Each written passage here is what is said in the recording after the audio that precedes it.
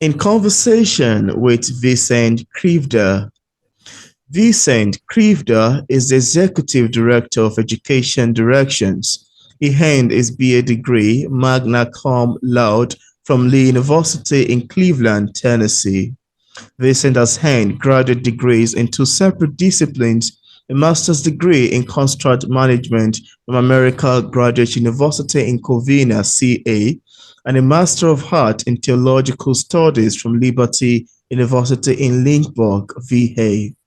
With over 35 years experience in writing and negotiating contracts, Vincent transitioned a few years ago to serve as an adjunct professor in the discipline of religion and business. Vincent teaches Old Testament and New Testament literature courses. He also teaches ancient history and business economics and finance. During his extensive business career, Vincent wrote multiple peer-reviewed business articles for professional journals. Those articles focus on the application of procurement law and logistics. His book, The Greatest Story Never Told, was a result of over 40 years of pondering, research, and passion. And on today's episode of Auto Interview, it's my utmost pleasure and joy to have on the show today Vincent Krivda. Welcome on the show, Vincent. Thank you, Peter. Pleasure to be here, and thank you for having me. Yeah, it's my pleasure to have you on the show today. I'm quite excited. And I as well. Yeah. So, Vincent, could you tell us about your book, The Greatest Story Never Told, Oral Tradition and the Development of Messages in the Book of Genesis, which I found the title and the discussion page of it on Amazon to be quite compelling and captivating. Now, I'd love to ask you, Vincent, how does this book come about? What inspired you to write The Greatest Story Never Told? Peter, that's actually an amazing question. And I think you hit the nail on the head with my bio, because my professional career for over 37 years was business. Wow. I wrote and consumed logistical-based contracts for over 35 years. And the ultimate question I think I'm going to have on my deathbed is, oh my God, why would I ever do something like that? Wow. The book was actually an outgrowth of my daily discipline, because it's like, as a young man, I wanted to live a good life. And so I woke up and started the day each day reading from the Bible. Now, my undergraduate degree was in history, so eventually my historian hat would find its way onto my head as I read the Bible. And I did this over and over and over and over for decades. I would read the Bible, and I would often grasp with the biggest question is, why were sermons in my church so boring? The Bible isn't a history book, and the Bible is not a compliance manual.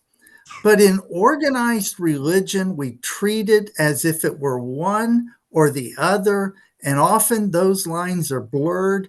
And in doing that, we have failed to capture the vibrant messages in the Bible. That's quite amazing, really. I love the sound of it. And that actually caused me to laugh when you asked, why are sermons in my church always boring? Yeah, a reasonable person would have said, hey, you should have changed churches. I would have said so too, really. So that's quite amazing to know, really. I love the start of this, and I love your take on this. Sounds quite captivating and quite interesting to me. So thank you for sharing. Yeah. So Vincent, saying that the greatest story never told, it's in the literature genre, of history/religion. I'd like to ask you, what features particularly differentiate this book from the typical genre of theology? Would you like to talk about that? Yes. So this is one of the reasons why it took me so many years to complete my inaugural book. I had to actually ignore my established sense of what was allowable within a religious context. I developed these storylines first with no sense of where they should go based on the established dogma, and eventually realized, Peter, that we're not even supposed to like some of Wow. these characters. Now, what do I mean by that?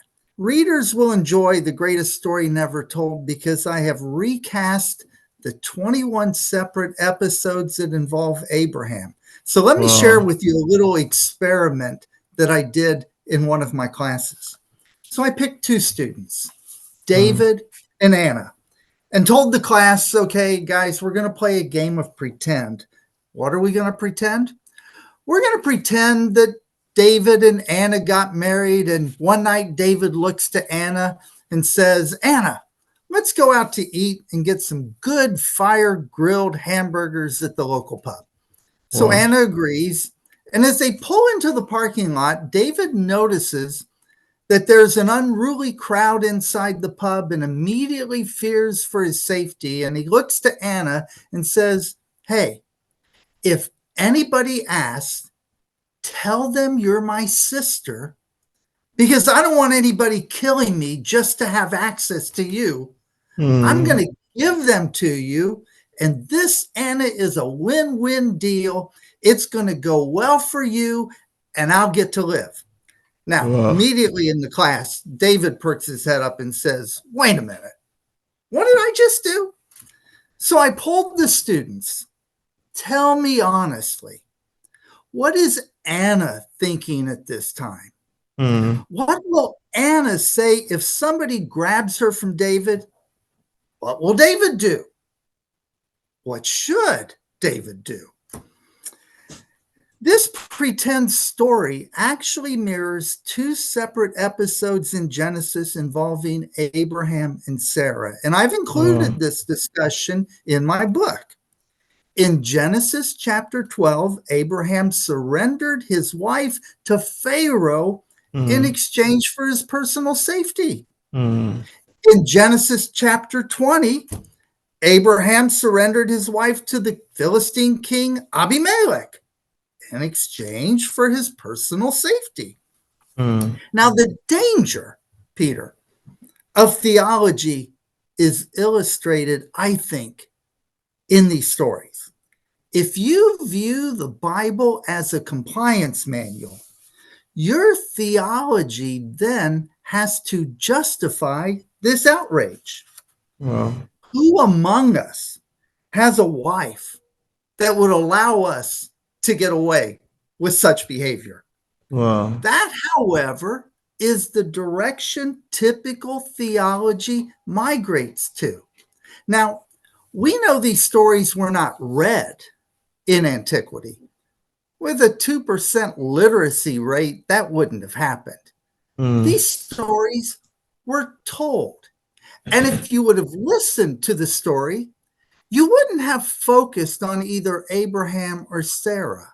Instead, you would have highlighted the questions raised in these episodes. Now, think about it. If I would ever surrender my wife to somebody in exchange for my personal protection, I would have every reason not to be surprised when it was time for her to come home. She would have said, no, I'm good. Abraham did this twice. Wow. In the Torah. It's fascinating literature. In the Torah, it asks questions for the audience to discuss and consider. And you have to grab a hold of those questions inside of the text. For example, in Genesis chapter 20, the Philistine king asked Abraham, what was it about my character that led you to think that I was an unrighteous person? Now, this question is profound because it's asked right in the middle of a broader discussion. And that broader discussion is God even able to distinguish between the righteous and the unrighteous? In this story, Abraham the Philistine or the Philistine Abimelech is righteous and Abraham is clearly an unrighteous actor. Mm. And that episode illustrates that Abraham, quite frankly, is just like you and me. He's a failed hero. Now we can relate to him and we can ask, how should we live in this present world? Wow. Wow. I'd like to give you a round of applause for that amazing, illustration. And while you were speaking, I was making some note on my end here because when author speaks, I like to take some note based on what you've said. And I want to say that I love your approach to storytelling in this biblical manner. It sounds very amazing to me. It's compelling, it's interesting, it is quite, awesome to me, really. Wanting me to sit down, I want to ruminate on all that you've said. And I love your approach, Thank really. you. Sounds very amazing to me. Thank you so much for Thank you. sharing. Yeah, Thank you. yeah. Now, Vincent, your book is made into three sections, into three categories and three parts. Why do you decide to make it this way? So I began this. This was actually 40 years of just research and pondering. And when I first started, and you're an author, when you first start, you go in one direction. So I wanted to treat the book of Genesis as a consistent flow of history, but I quickly Wow. realized as I got to the publishing phase, that wasn't possible. So why? Well, consider this. There are over 15 human genus species of man known to exist. Homo erectus, for example, has left us an archaeological record of heated clay shards in Kenya that date over 1.5 million years ago. Wow. If we begin with the premise that the Bible provides insight into the ancient stories of man, you Hmm. could date the first man easily over 1 million years ago. We Wow. know Homo neanderthalis, for example, was at least 400,000 to 500,000 years ago. Now, Wow. here's the problem that I was faced. How do you treat the record of an ancient man such as Adam, who predated Abraham by over 1 million years? Hmm. So I reconciled that Wow. by only looking at the messages contained in the stories of Adam and Noah, that first 11 chapters of Genesis. And I Hmm. separated those messages and stories from the historical device that we know could not have been a reality, Wow. namely that man is only 5,700 years old. Now, when you strip all of that out, Peter, all you have left is the story. Therefore, in order to consider the story, you often have to ignore the facts. The Western mind has a difficult time with this approach, but it makes all the difference in how you're going to understand the message that's being conveyed. Hmm. Wow. Wow. That's quite lovely to know, really, Vincent. I love your answers to this question. They sound quite educative and quite informative to me. So thank you so much for sharing. Thank you. Yeah. And now, Vincent, I'd like to ask you, what connection does your background in theological studies has to do with the making of this book? Will I be wrong or right to say that, part of the things you were taught in school reflect itself in this book? And also, what motivated you to pursue a seminary degree? Would you like to talk about that? I have two questions Yeah, in there. so I've already told you, my motive, at least at the beginning. I was just wondering why my wife would always have to poke me in church and say, okay, wake up, the sermon's over. But I really wanted to find out why ministers were unable to make the stories in the Bible that I was reading come alive. Now, I tell you, this book was 40 years of pondering. And when I started to pull all the pieces together, I hired an editor to guide me. And my editor was perfect for the job. He was a Buddhist. And he asked me, why do you want to hire me? Shouldn't you hire somebody just like you from your own religious background? I'm like, oh God, no. Then Wow. I'm going to produce something just like everybody else. What I found was the hardest task was to keep focused and ignore my seminary training and just Mm. let my natural business and research skills lead my effort. Since I Wow. attended a seminary program, I was able to gain insight into the failures inherent in that curriculum and what it attempted to produce. And Mm. those programs, quite frankly, look to promulgate dogma and doctrine. And the last thing that the world needs is another dogmatic view of the world. Mm. The Bible was actually produced when there were no synagogues or churches. The stories were told in the Mishpachah family setting tradition, and I wanted to recreate that dynamic. And instead of answering questions, I want to produce a book that asked questions. That's why I'll Oh. show you the cover. If that doesn't smack of asking questions, I don't know what else does. Wow, I love your take on this. And like you mentioned, you like asking questions. I'm a huge fan of questions that has to do with some biblical themes too, and questions that has to do with issues relating to humanity. And you're so fun. Your approach to answer this question is quite fun. I love it where you said my wife would always wake me up and say, "Wake up, the summer is over." That makes me laugh pretty hard. That's quite interesting to know, really, Vincent. I love your take on this. Thank you. Yeah. And now, Vincent, you may want to agree with me that your book genre is one that poses debate and argument. And I would like to ask about your reaction to criticism. How do you react to, negative criticism of your book in case you've ever had one in time past? So I actually write up front in the introduction that my goal is not to convince the reader that they should accept my view or Hmm. translation. I actually mean that.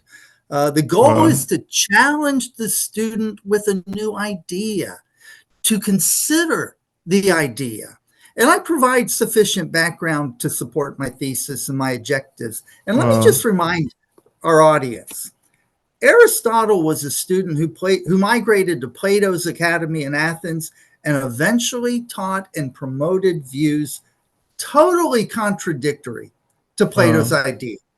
And I often tell my students that if they believe and teach something completely different from me, I would consider that the highest academic honor in the ancient traditions. But I Hmm. throw in one caveat.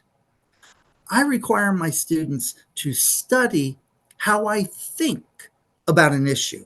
If they Hmm. study how I think about an issue, they will have a model they can adapt to enhance their life.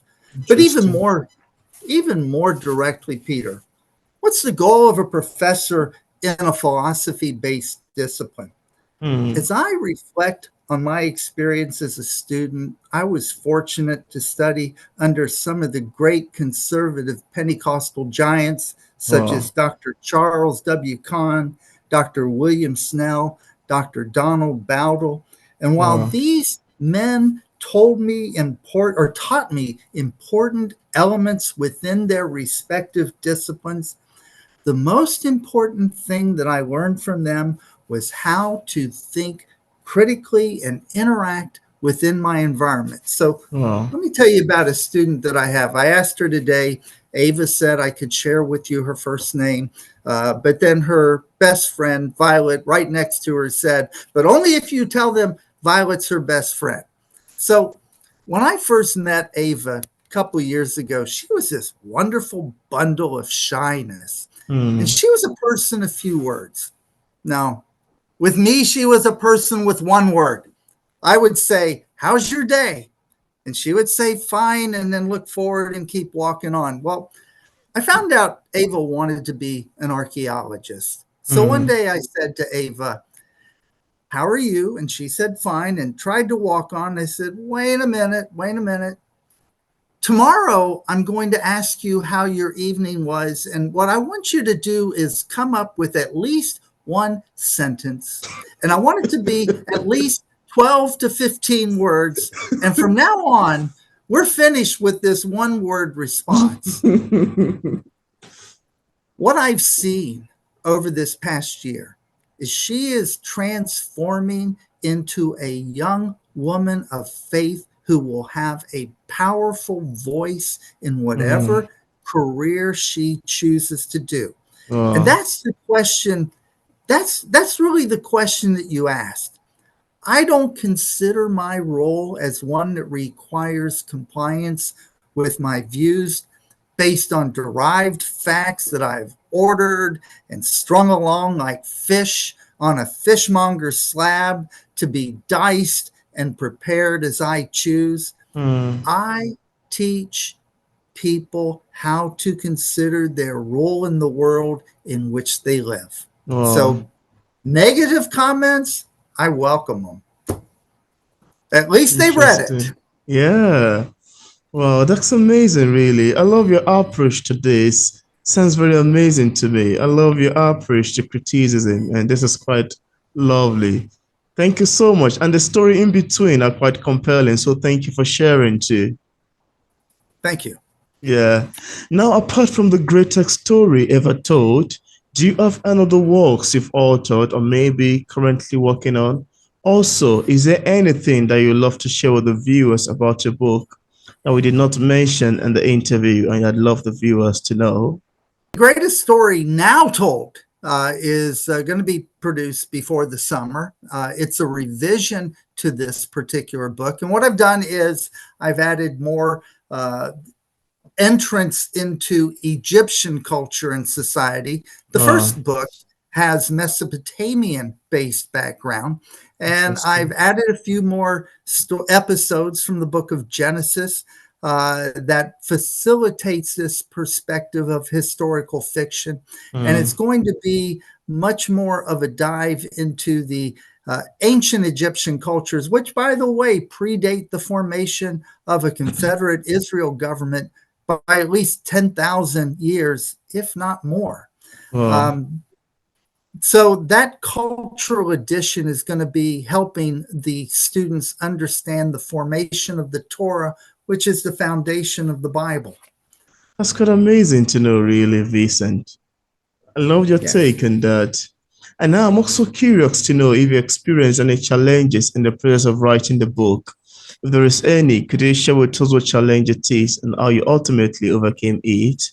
Well, we own our mistakes. Number one, don't hide from your mistakes. And Yeah. so I self-published this book. And when you self-publish it, it's all on you, brother. You know that.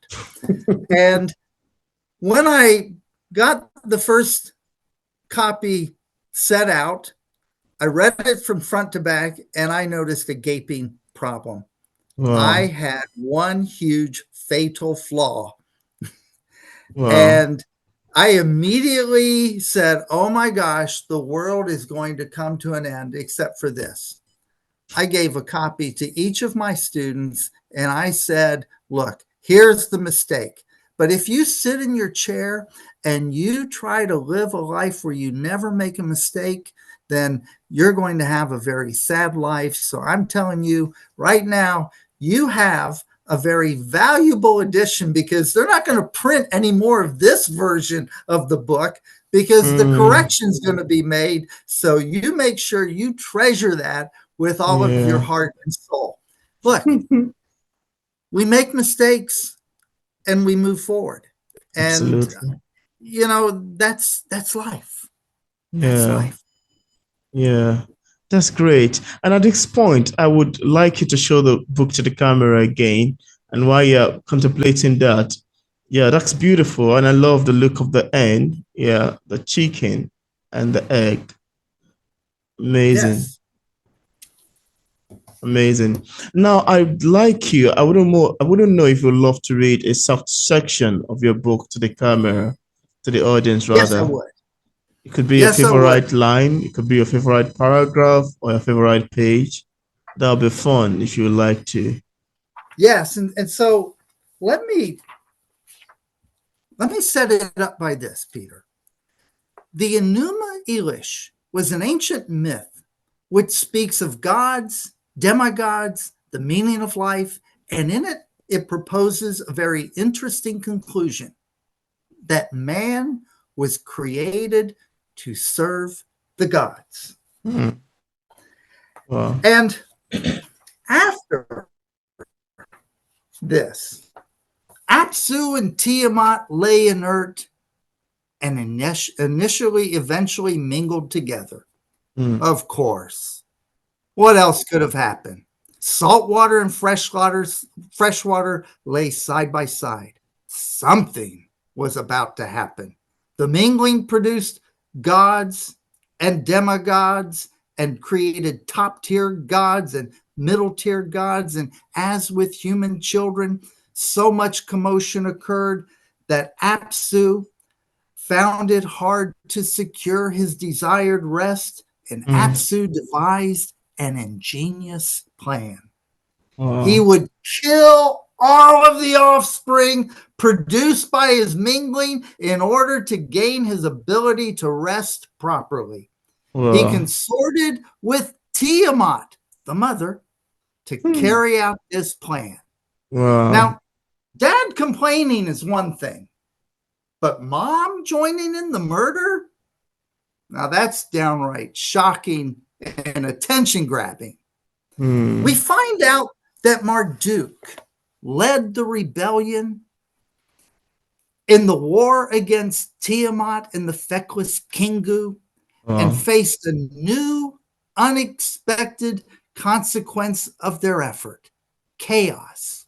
He set out to establish order on the earth and create man to serve the gods. Now, the Hebrew account emerged within this backdrop. But it profoundly and boldly declared that man was not created for the service of the gods, but man was created in the image of God to be fruitful, to multiply, have dominion over the birds of the air. Absolutely. And the beasts of the field. And the Torah changed how man viewed their relationship with their creator. It proposed that their creator was also their redeemer. And in my opinion, that's the greatest story never told.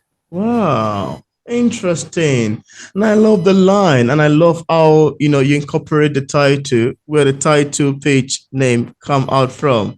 And that alone is a story, greatest story never told. Well, that's quite amazing, really. I love your recitation, and I love the sound of the book. Sounds pretty much interesting to me. I'd love to pick this up, really. Yeah. So thank you so much for sharing. I really love the sound of it. Yeah. Thank you for having me. Thank you. And now, in case we have some viewers who are currently watching this interview and would love to get a copy of your book, on what platform is it available on for purchase? It is available at Amazon. It's also available at writersrepublic.com. And it is, look, I think it's a must read. Yeah, that's great. And I left a link in the discussion part of this interview where interested viewers can get a copy of Vincent Krivda's books directly on Amazon and also on other platform. So thank you so much. Yeah, you want to say something? They can also email me directly at authorvincentkrivda@gmail.com. Beautiful. And I left a link to that too. I left an email in the description too. So thank you so much, Vincent, for accepting the invitation to be featured on P English Literature. It's awesome having this conversation with you. Peter, thank you very much. I appreciate the opportunity. Yeah, it's my pleasure as well. I'm excited.